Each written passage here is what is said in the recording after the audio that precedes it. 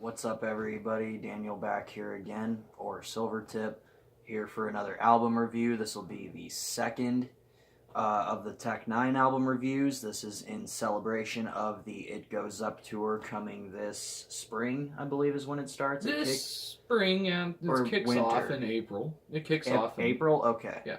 Because we're seeing the billing show in April. And if you guys are going to go see Tech N9ne and he's coming to a city near you, go. Just go. Check out the VIP package. It's $150 plus shipping. Mayday will be there. Daniel Dax will be there. Ubiquitous from Cess Crew will be there, and of course Chris Calico is always there. Yes. So it'll be a fun time. We're gonna be turning up. We're gonna be having fun, listening to some music. And the last album review we did special effects. I did that with Foster. And now I'm here doing K.O.D. There was actually a specific purpose. You want to grab it. This one is particularly special because this is your favorite Tech album. This is my all-time favorite Tech album right here. So get your bowls lit, get your joints lit, because we're going to be talking about this album.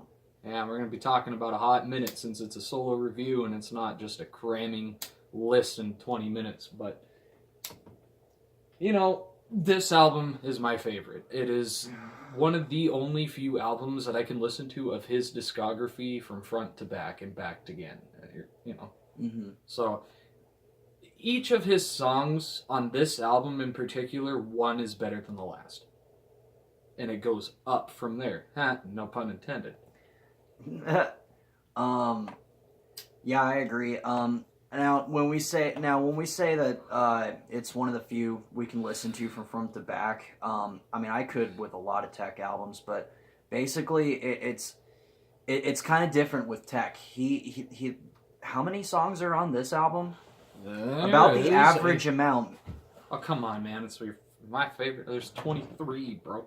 Yeah, 23. There's usually at least like a good 21, 22 songs per album with Tech. It's pretty hard to keep a consistency. It's usually between 22 and 26. Something like that. Unless it's Killer. In which case there's like 32 tracks.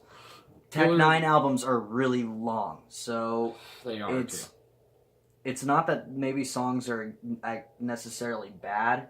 It's more like there's so many songs, therefore there's so many opportunity for tracks that maybe feel filler or maybe don't hit a right chord for you. For this album, I didn't think there was a single bad song. I mean, there are definitely songs on here I'd rather listen to more than others. There's like two iffy songs on here. Which ones? For me, it's Pinocchio and Horns. Oh, I'll listen to both of those. The ones I really love are Strange Music Box, B-Boy, Low, and probably Demons. Yeah. But I would just as soon listen to Shadows on the Road or Horns. Yeah. Or Show Me a God. And plus, you know how all of his albums, they break down into 3 sections. And this one happens to be Anger, Madness, in the Hole. I think this is probably the best. This is the best. And with special, no, it was something else that was like Earth, Air, Fire, shit like that. So, and the first section of this CD, Anger, has, you know, Show Me a God, The Warning, Demons, Black in the Sun, Strange Music Box, Sunday, The Skit, Check Your Temperature, and I think B-Boy. Anger may have been my favorite. Anger or The Hole.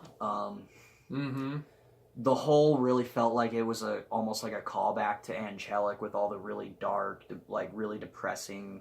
This is basically following up Angelic in Absolute. It almost is kind of like a sister album to it, yeah, in a way. And I really loved how he expanded on it later on with the Lost Scripts of K.O.D. EP. Right. And plus, this is where the King of Darkness actually comes into play here. This is where the King actually likes to mess around in the dark, and this plays with that theme and that aesthetic of like darkness and gothic feel and exactly shit. And this album brings out the King in him, and he's just, this is his way of speaking to us. This is his way of telling the fans and of what he went through, and then how he's coping with things, and it's very and how much he's still dealing. It's about as much of a King album as it is a Clown album. This is more of a. See, that's the thing that got me. He's the King of Darkness, but yet he's. When I saw him on tour the last couple times, and well, more specifically, Strictly Strange in 2017, he came out in the clown costume and did Demons. So, which I don't get, because if it's the King of Darkness, and why is he doing it as the clown? I don't know. But this, because to me, that's probably what you would first associate with darkness over a king, even if he is the King of Darkness. Exactly. You link the clown to it. But this, to me, is more of a clown album, because if you watch his interview in the Psychumentary, he describes that the clown and how the night brings out the clown and the evil in him, and this is an album shrouded in darkness. Exactly. So, to me, I don't know why he would be the king. I fucking love the album. I don't care what the fuck he does with it. He just makes good music. So, to me, I don't know why he called it the King of Darkness. He could have did something with the clown in there, if he's the king, the clown, and the G.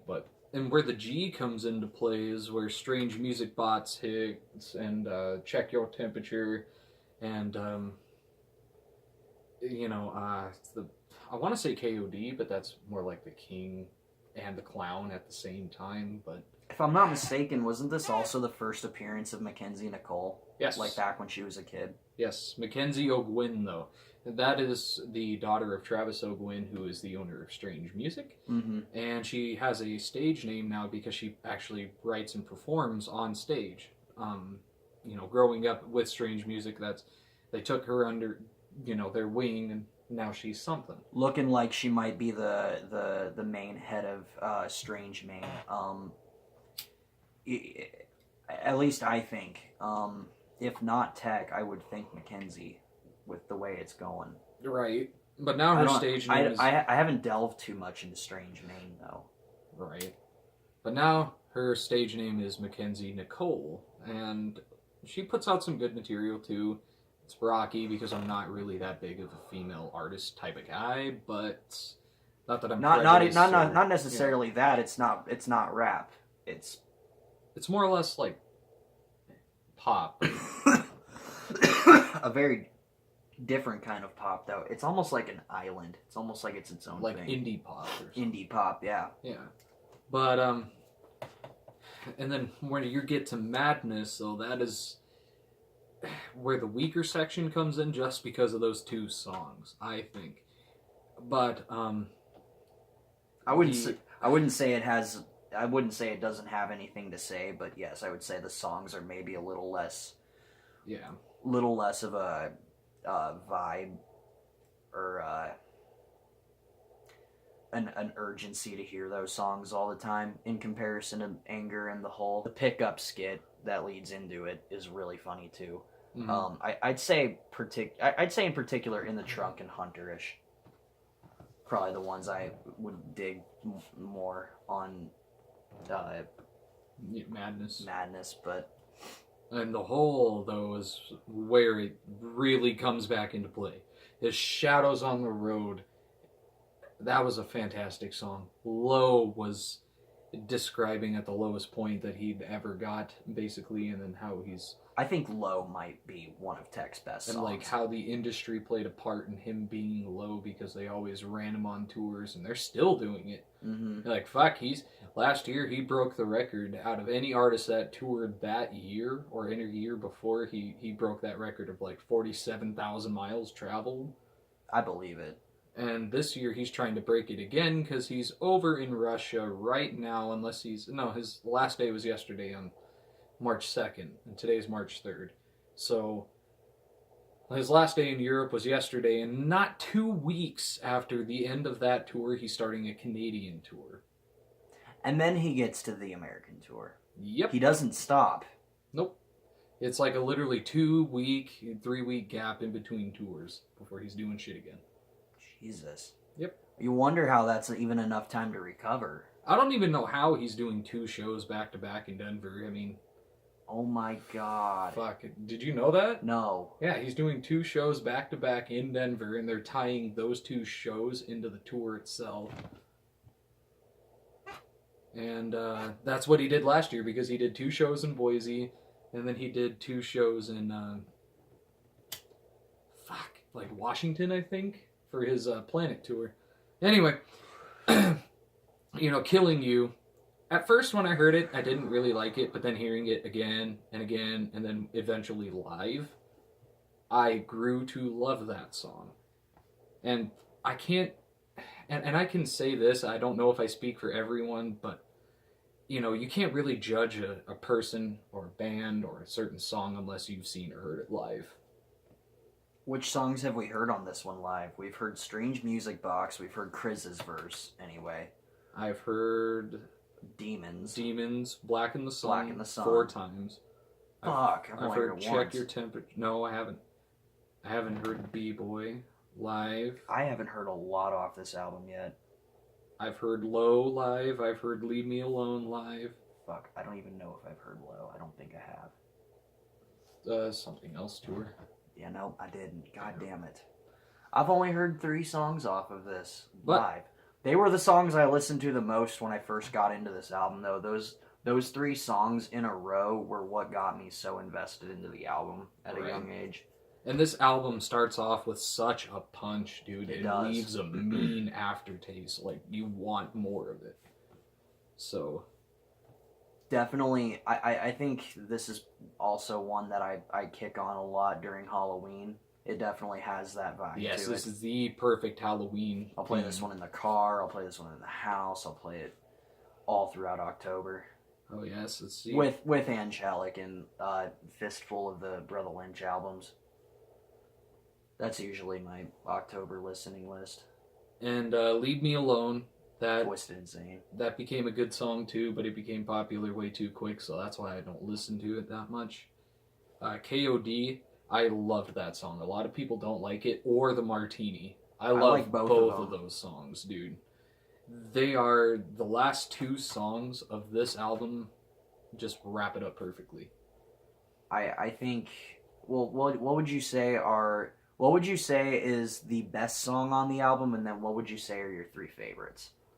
Best song on the album, Strange Music Box. Hands down.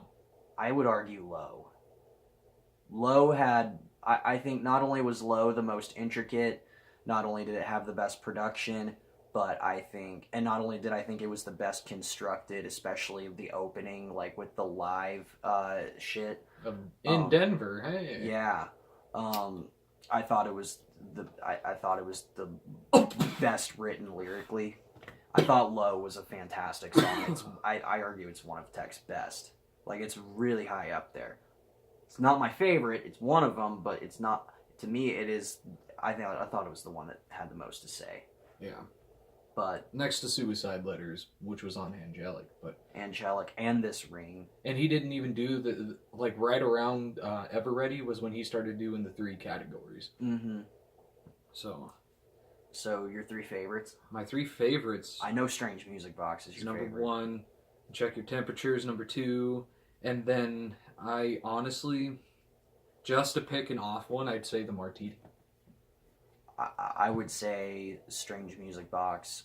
Demons used to be. Black in the Sun used to be. It's such a revolving door with this album. Dude, per usual with my top 5 Tech albums, like favorite songs will go back and forth. I mean, usually the number 1 will stay the same, and for a while it's been Strange Music Box. Probably for the past 2-3 years, Strange Music Box has been at number 1.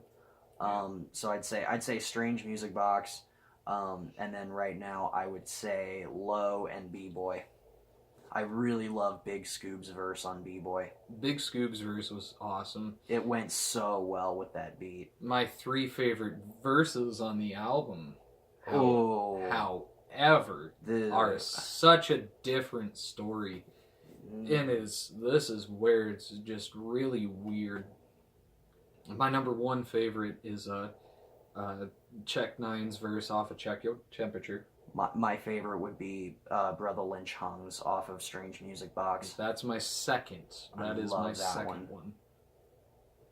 My second would probably be 3-6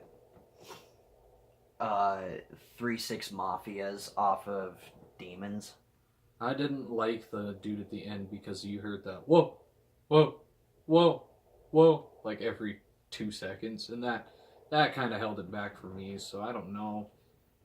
And honestly,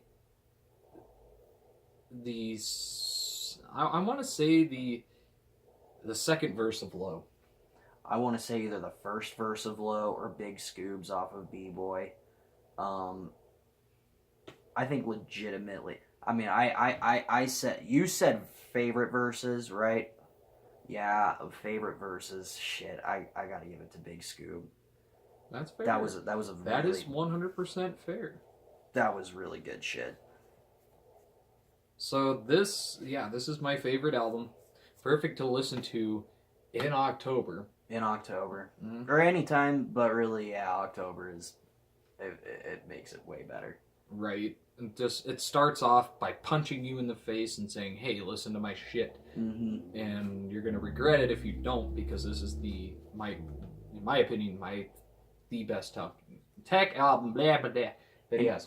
And even though some songs off of it I wouldn't choose to listen to like by themselves, like when I pop in the album with the intention to listen to the album, I'll listen to it and I won't skip them.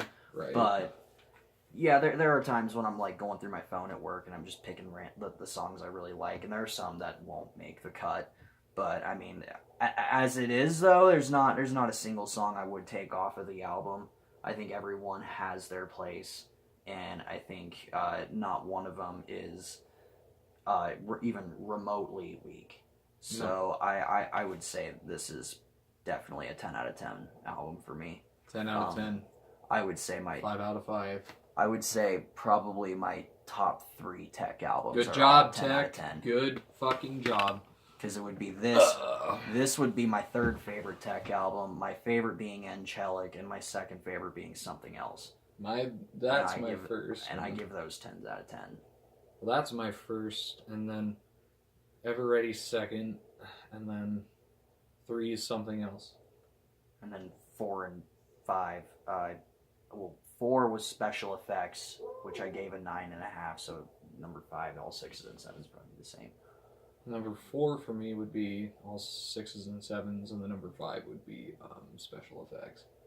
Now, if it's the deluxe edition, then I'll move the Special Effects up to number 4, and then swap it out with all 6s and 7s. Only thing different about the deluxe edition with Special Effects is it has the DVD. No, it came with like a couple other songs too, like Young, Dumb, Full of Fun, a couple others I can't remember.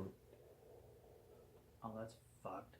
Yeah, dude, Young, Dumb. Have you never heard that one? No, I have. I thought it was on one of the Strangulation releases. Fuck no, that was deluxe edition, Special Effects. Fuck, I gotta get that now, because I just got the standard edition. Shit, I got that one signed. I got that one signed by 3 people. Oh, well, that's okay. I'd probably just be listening to the deluxe edition one all the time now anyway. Savagery. But, yeah, 10 out of 10 for K.O.D. Fantastic album. And it's, I believe, as far as I've known you, it's always been your favorite. Yes, so I think forever always is and will be, unless either Nina, which is coming up at some point. I'm excited for that in the future. From what I've seen so far, the singles released have been all right. The one I really like the most is FTI 2.0. That's all we had to talk about for today's video, guys. Thank you for coming by and checking out a review of K.O.D., Nate's favorite Tech N9ne album, and my third favorite. And yeah, excited to see this next show. Make sure you go see the It Goes Up tour, because remember, it only goes up from here.